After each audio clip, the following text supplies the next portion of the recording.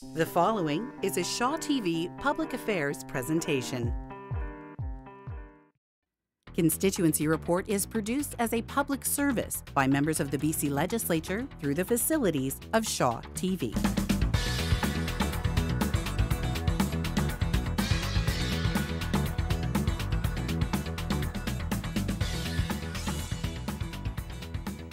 Hi and welcome to Constituency Report. I'm Tim Renneberg, your host, and my guest today is Selina Robinson. Selina is the New Democrat MLA for Coquitlam-Millardville and the opposition spokesperson for local government and sport. Selina, welcome. Thank you. It's great to be here. So we're coming to another end of another spring session of the legislature. Just in 30 words or less, what's your take on this, on the Liberal government's performance? Well, part of the thing that we did, that major piece of work that we did this spring was take a look at the budget and have some serious concerns, serious reservations, and I spoke about that in the legislature. But the fact that regular folk are going to be nickeled and dimed to death with increased park fees, increased BC Hydro rates, increased MSP, really feeling the pinch of those increased costs. And then, of course, the Liberals gave those who make the most money in our province, the top 2% of income earners, they got a tax break, $236 million. So the burden on the middle class and folks who work really hard, they're really going to feel it, and I expressed those concerns in the legislature this session. So I just want to talk about some specifics about some of the things that happened, that have been happening in here. Bill 11. Tell us a little bit about Bill 11 and why it matters. Well, Bill 11 really speaks to the school boards and the powers that they have or now that they don't have, and the impacts that this government was having on public education in our communities, like right across the province. And certainly for School District 43, that has had very, very difficult challenges over the last number of years with balanced budget challenges and ongoing underfunding of public education. They were basically threatened with this bill that if you don't do what we say, then we're going to come in and fix it for you or do what we think needs to be done. So that was really very, very problematic. And also, after the longest strike that we've had in history, and saying, well, we're going to make peace with the teachers. We need to move forward for our students, for our children. We're going to work together with teachers and heal, right, and mend, and only to say, well, we don't trust you teachers to make decisions about professional development. We're going to dictate, we're going to tell you exactly what we think you ought to be doing for professional development. There's no other profession in this province that gets dictated to by government, and in this case it was another instance of this government not respecting teachers and not doing what they said they would do, and that was very, very disappointing. And I worry about how that affects students in Coquitlam-Millardville and throughout the Tri-Cities, when their teachers are feeling kicked once again, and when our school board is being threatened. That to me results in some real problems when you have a democratically elected school board and then you say, you know, you wag a finger at them, and that's what Bill 11 has done. And I mean, it's kind of a double-edged, a two-pronged attack here. On one hand, they're saying, yeah, we're going to trust the teachers more, but on the other hand, they're taking more control over the education system away from the school boards and imposing more restrictions on the districts. What are some school district trustees and people in your community saying about this? Well, part of what's really challenging for all school trustees, I mean, they are democratically elected, and the reason why we have school boards is because there's this belief in public education that local decisions make for better decisions, that there are unique needs across this province. And in School District 43, there are different needs than there might be, for example, say, over on the island or in the Peace region. So we get to make local school boards, elected school boards, get to make decisions, and we as constituents get to vote for who we want to represent and make decisions on behalf of our children. So we just had an election in November. In the Tri-Cities, it's a brand new school board, mostly brand new, had a huge changeover, real opportunity to get in some fresh faces to take a look at what it means for our students and make local decisions. And this bill that we debated in the House basically says, starts to pull back on some of those local decision-making abilities. And I have some serious concerns when all decisions come out of Victoria, and that's what this means, that the minister will be able to make decisions for all parts, for all 60 school districts in the province, and that's not what school boards are meant to do. So it makes me wonder what's going on and why are they centralizing power, and I think that that's a dangerous thing for our school boards. It's a dangerous thing for our children. The government's rationale was what exactly? Well, that's an interesting question, Tim. Trying to figure out what that is, why now, after the longest strike in history, why you would do this. The only thing we can suspect is that there is not a value for public education. I value public education. My kids went to public education. I am a product of public education, and I know that my colleagues value public education. It is the greatest equalizer we have in our society. No matter, how much money your family earns, what part of the province they live in, what the resources are in that particular province. The idea is that all children will get access to education and will have an opportunity to develop to their fullest potential. What's happening now that we're seeing is that classroom sizes are getting bigger. There's more children with individual education learning plans in place. So that's what the composition part of the issue has been.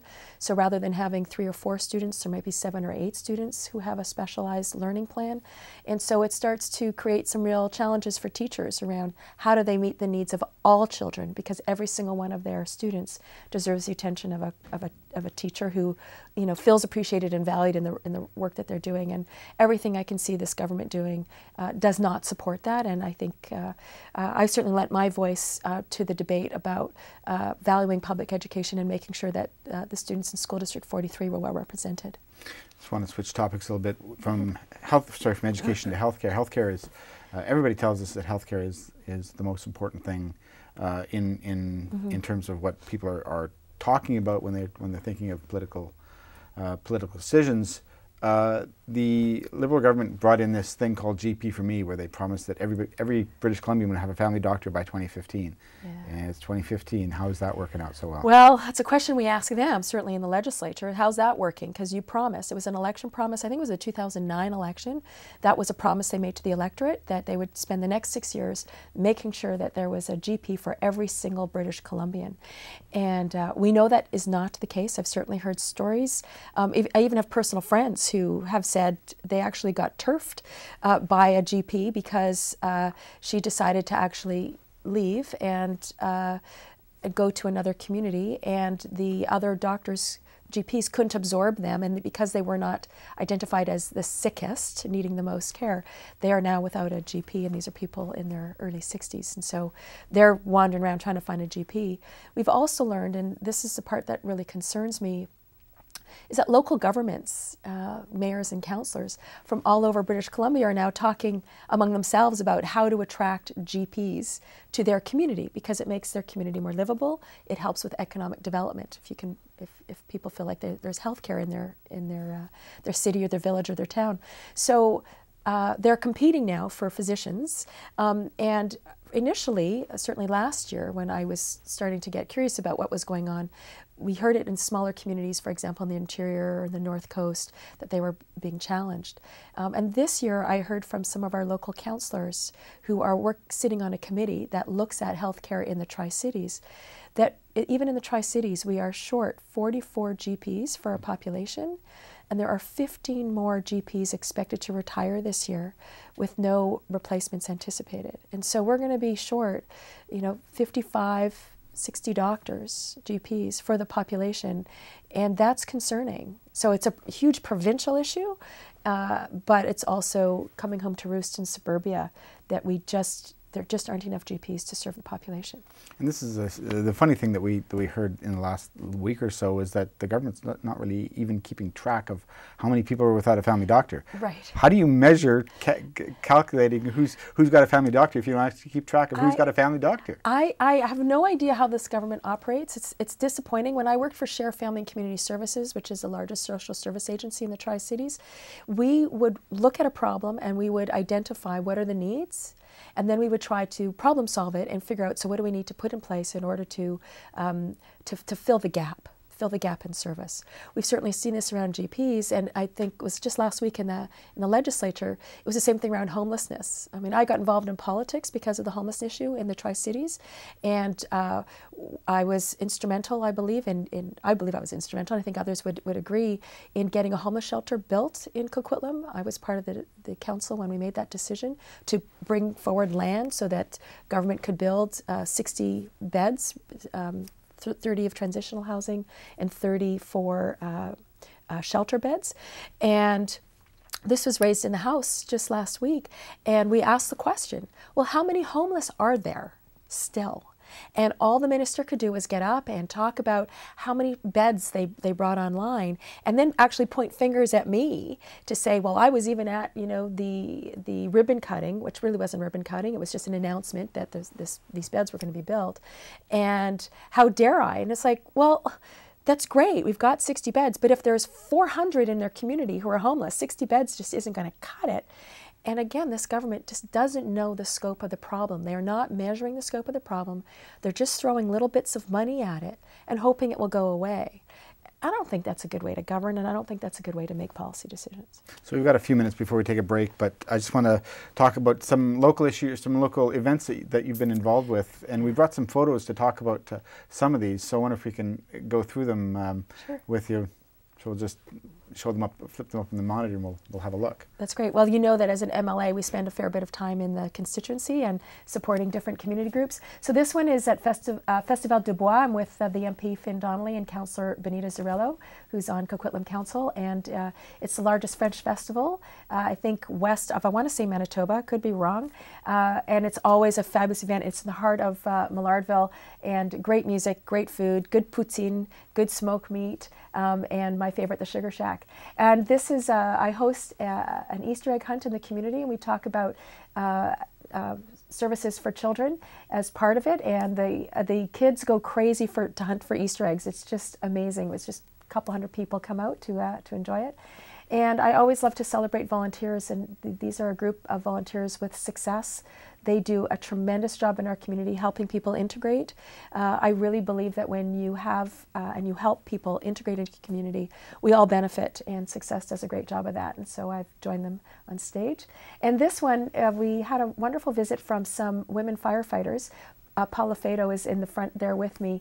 She's a Coquitlam firefighter living with breast cancer, and certainly challenged, and would like to see these as part of the recognized cancers, as part of the WorkSafe system. And she's struggling with that right now. So we were talking and learning as much as we could about the challenges that she has.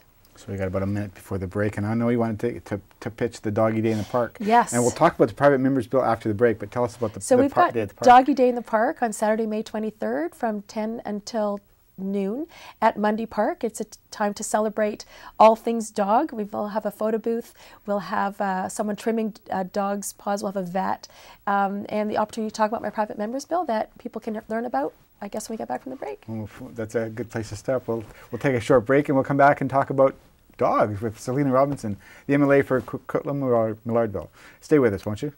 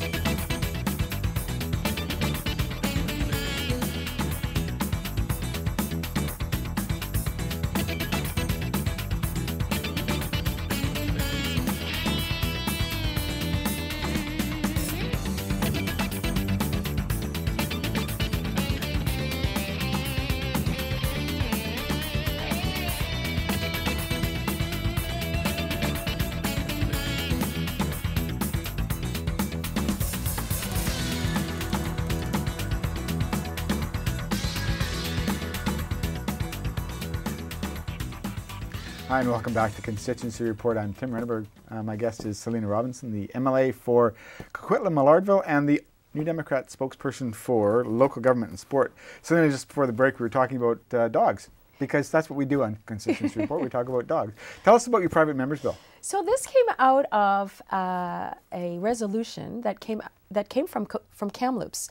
The city of Kamloops decided to ask the provincial government to give cities the power to allow their bylaw officers to break into vehicles when a dog might be in distress. And this came out of the 6 dogs that died last year from overheating in the car when the women ran into Costco for a few minutes and hid the dog.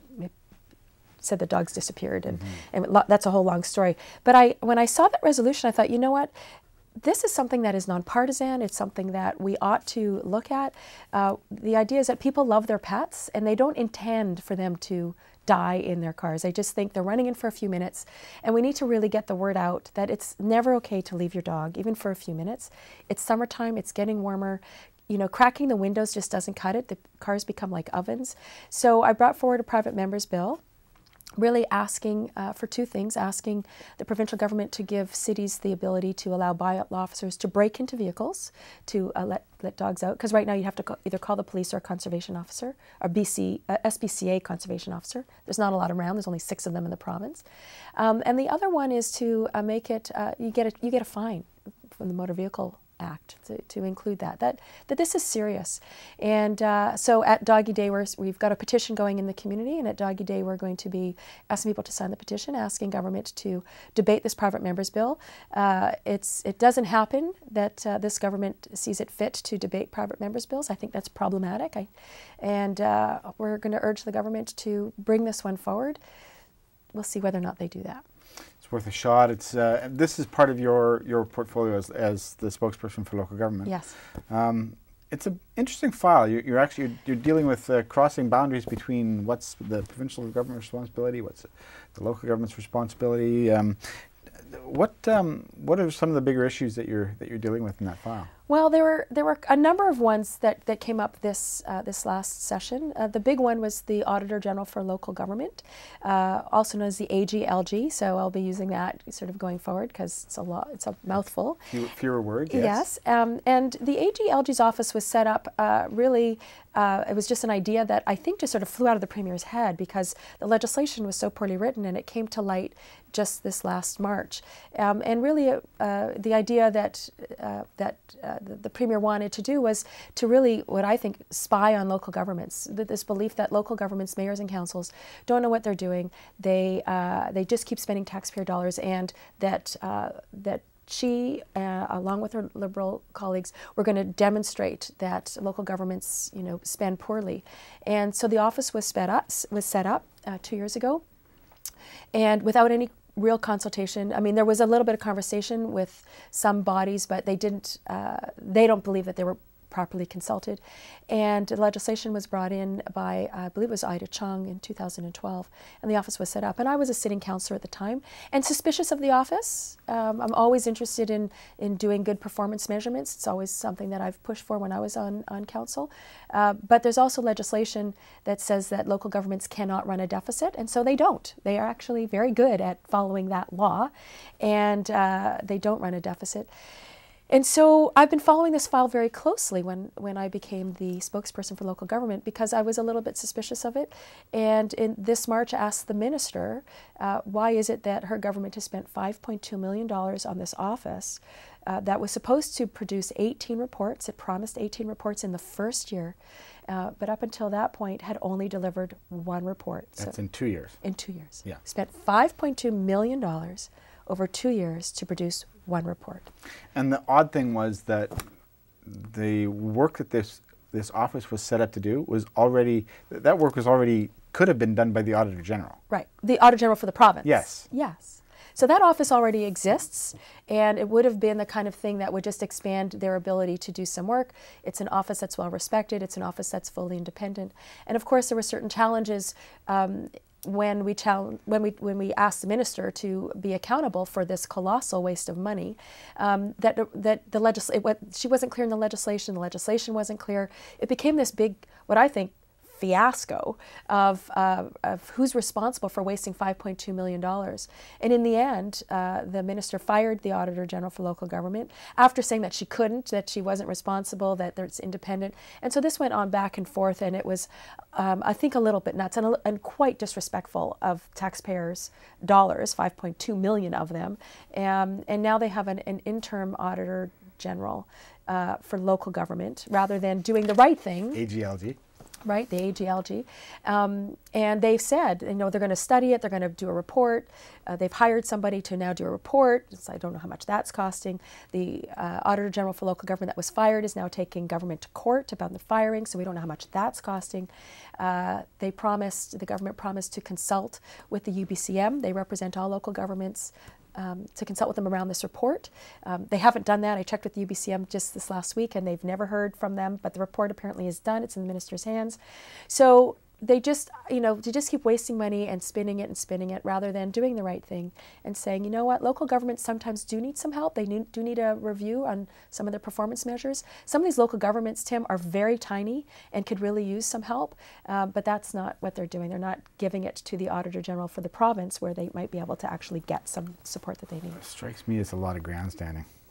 Or is that just being cynical? Well, I would love to not be that cynical. I'm still relatively new in this role, but given what I've seen over the last 2 years, there's all these, the ideas are presented as somehow getting to the bottom of something. We're gonna toe the line on spending by local governments, when the reality is they are very minimalistic in their spending. I was actually just at a conference last week talking to one local government, and they reduced their staffing by 25% over the last number of years. And they get really frustrated when they're told that they overspend, when in fact that's not the case. So there's some real problems with how this government treats local governments. Along the same lines, you were talking about homelessness prior to the break, and when we talk about local governments, one of the things that we hear is that the provincial government basically dumps responsibility onto local governments and then doesn't give them any money to begin with. How much of a problem is that part of the homelessness issue as well? Well, it's certainly, in our community, was certainly part of the homeless issue. We have Riverview, of course, in Coquitlam, Millardville, and government has been sitting for the last 14 years, not doing anything with it, not developing a plan, not developing a vision.